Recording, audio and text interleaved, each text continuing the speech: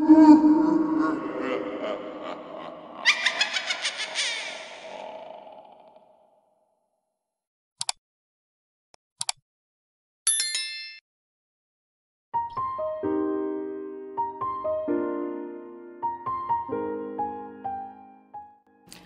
আছে, challenge accept করছি। ফেসবুকে আমার প্রোফাইল পিকটাই দেখবি সবচেয়ে ভয়ঙ্কর হবে, সুতরাং ট্রিটটা তোরা আমাকে দিবি।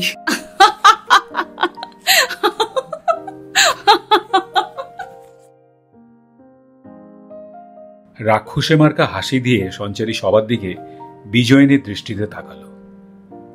সবাই বলতে ওরা 5 বান্ধবী, ছোটবেলার বন্ধু, স্কুল কলেজ সব একসাথেই। এখন কেউ সংসার পেতেছে, কেউ বা চাকরি করছে, তবে মাসে অন্তত একটা দিন ওরা বেছেই নেয় নিখাদ আড্ডার জন্য। কদিন পরেই দীপাবলি, আর তার আগে আছে ভূত চতুর্দশী।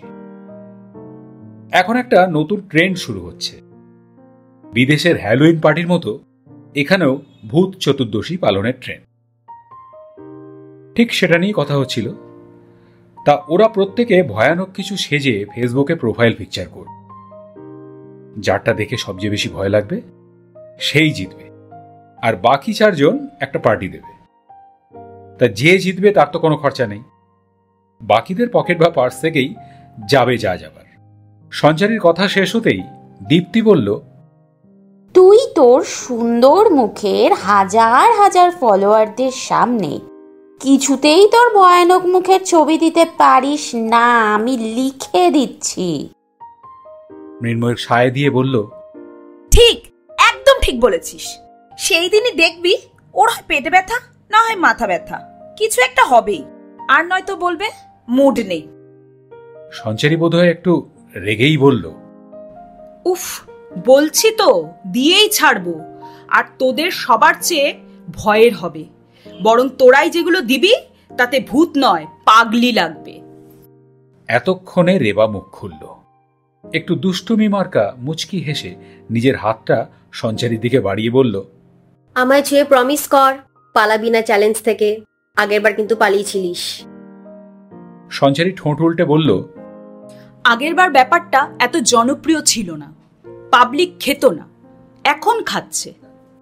রেবা মাথা নাড়তে নাড়তে বলল, না, প্রমিস কর, যাই হোক না কেন তুই এইবার ছবি দিবি, যাতে লোকের হাতে ঘুমোতে না পারে।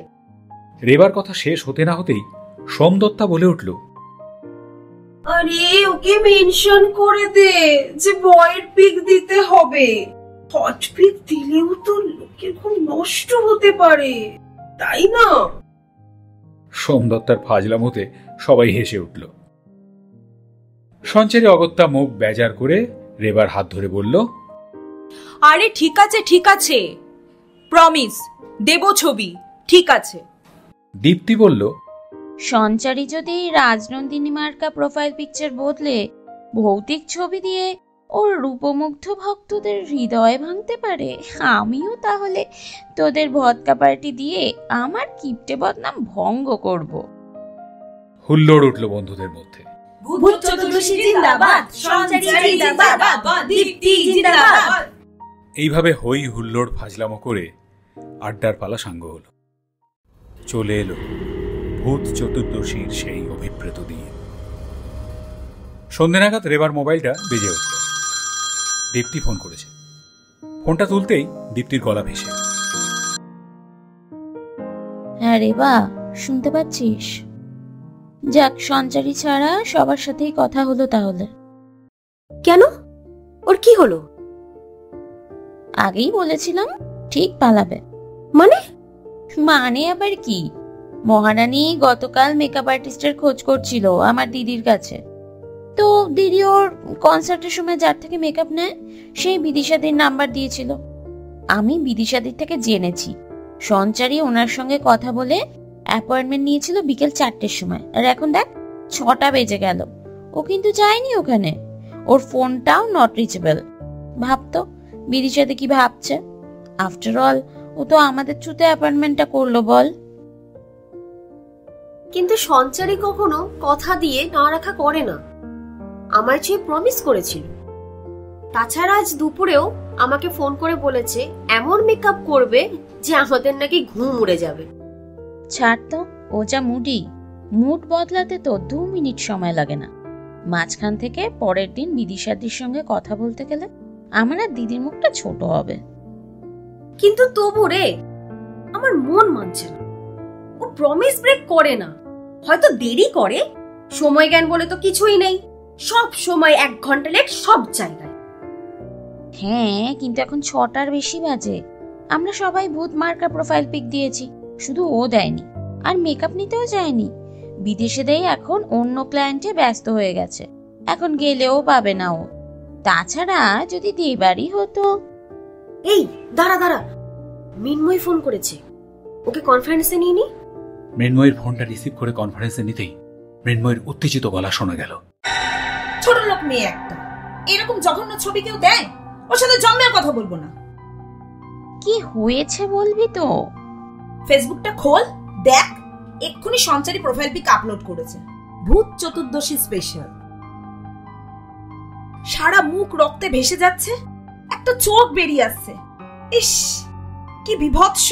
উফ, আমি ওকে 10টা গাল দেওয়ার জন্য বহুবার ফোন করলাম, কিন্তু ফোনটা নট রিচেবল। ওকে বল এক্ষুনি ওটা বদলাতে। ওই জিতেছে, ওকে ট্রিট দেব, কিন্তু প্লিজ প্লিজ ওটা সরাতে বল। ঠিক আছে, দেখি আগে কি দিয়েছে, তারপর বলছি। চল, টাটা। ফোন কেটে দিল দেবা। দেখা যাক কি ছবি। দ্রুত হাতে ফেসবুকটা খুলে সঞ্চারীর প্রোফাইলে গেল। হ্যাঁ, এই তো জাস্ট 10 মিনিট আগে আপলোড করেছে। কি ভয়ঙ্কর! কেউ দেয় এমন ছবি? বুকের ভেতরটা ছ্যাক করে ওঠে, যেন সত্যি সত্যি অ্যাক্সিডেন্ট হয়েছে। নিঘাত বিদিশাদির থেকেই মেকআপটা নিয়েছে। সত্যি কি অসাধারণ আর্টিস্ট বিদিশাদি। এইসব ভাবতে ভাবতেই রেবার ফোনটা আবার বেজে উঠল। স্বয়ং সঞ্চারী কল করছে। ফোনটা রিসিভ করে কিছু বলতে যাবার আগেই একটা অচেনা গলা ভেসে। হ্যালো, আমি যোধপুর থানা থেকে বলছি। আপনি চেনেন এনাকে? এই ফোন থেকে আপনার নাম্বারে শেষ কলটা ছিল। হ্যাঁ, উনি সঞ্চারী, আমার বান্ধবী। এই ঘন্টা 3 আগেই ওর সাথে কথা হয়েছে। ওর কি ফোন হারিয়ে গেছে? কি ব্যাপার বলুন তো? না, দেখুন, মনটা শক্ত করুন, একটা খারাপ খবর আছে। ঘন্টা 2 আগে একটা মারাত্মক রোড অ্যাক্সিডেন্টে আপনার বান্ধবী স্পট ডেড হয়েছেন। এক্ষুনি একবার হসপিটালে আসুন। মুখটা এত বিশ্রীভাবে শনাক্ত করা কঠিন আর কি। ফোনটা একদম ভেঙে চুরে গেছে, তাই কল লিস্ট বার করতেও সময় লেগেছে। হ্যালো, শুনছেন আপনি? Hello hello. রেবার অবশ হাত থেকে ফোনটা বিছানায় পড়ে রয়েছে। কোনটা সত্যি কোনটা মিথ্যা কিচ্ছু বুঝতে পারছে না। 2 ঘন্টা আগে যদি ঘটনা ঘটে থাকে, তাহলে 10 মিনিট আগে ছবি আপলোড করলো কে? হ্যাঁ, রেবা ঠিকই চিনেছে সঞ্চারীকে। সঞ্চারী প্রমিস ব্রেক করেনি।